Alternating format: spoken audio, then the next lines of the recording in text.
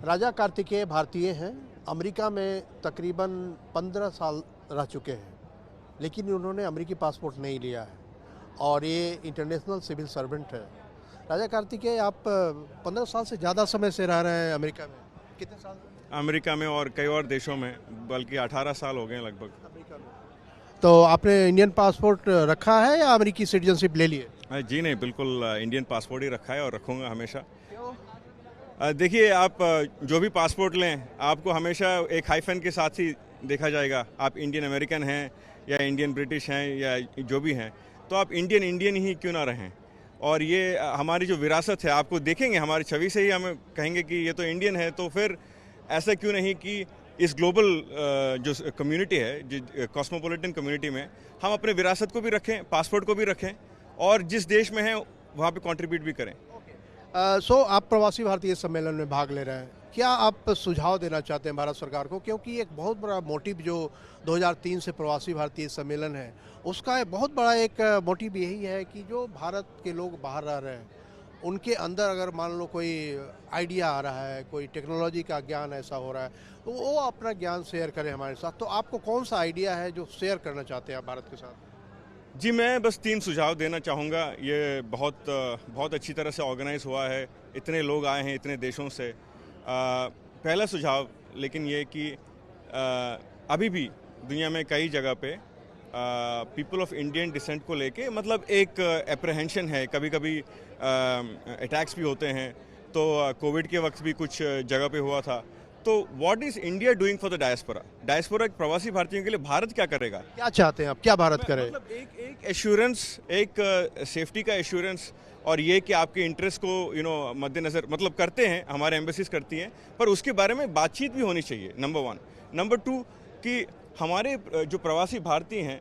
आपके कहने का मतलब ये है कि जो हम बोलते हैं कि हम प्रवासी भारतीय के पास जो ज्ञान है या जो टेक्नोलॉजी है, जो भी है, वो भारत के साथ शेयर करें। आप यह चाहते हैं कि भारत सरकार यह भी एश्योर करे कि हम भी प्रवासी भारतीयों के लिए कुछ करेंगे, ये आप चाहते हैं? जी बिल्कुल बिल्कुल। और ये सिर्फ H1B के वीज़ा, मतलब ये कितने वीज़ा मिल रहे हैं, यही बात नहीं है।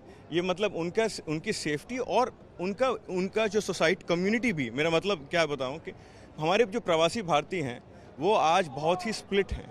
चाहे वो भाषा के नाम पे हो, चाहे वो जाति के नाम पे, चाहे वो धर्म के नाम पे। कितने एसोसिएशंस जो हैं आप देखेंगे बाहर जाके, तो देखेंगे सिर्फ ऑस्ट्रेलिया में मसलन 40 से ज़्यादा इंडियन एसोसिएशंस हैं इंडियन कम्युनिटी के।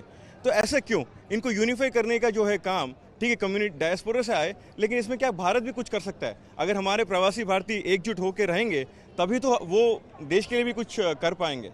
सुझाव नंबर 2 ये हुआ। और तीसरी बात ये कि जैसे G20 हो रहा है, सबके टैक्स पे भी लिखा है G20, लेकिन G20 को लेके प्रवासी भारतीयों का क्या सुझाव है? वो लेने का एक क्या मैकेनिज्म है? अगर आप चाहते हैं कि ग्लोबल गवर्नेंस में भारत का एक रोल हो, भारत एक ग्लोबल पावर की तरह इमर्ज हो, तो उसमें आपकी जो सबसे बड़ी दुनिया में डायस्पोरा है वो इंडियन डायस्पोरा है।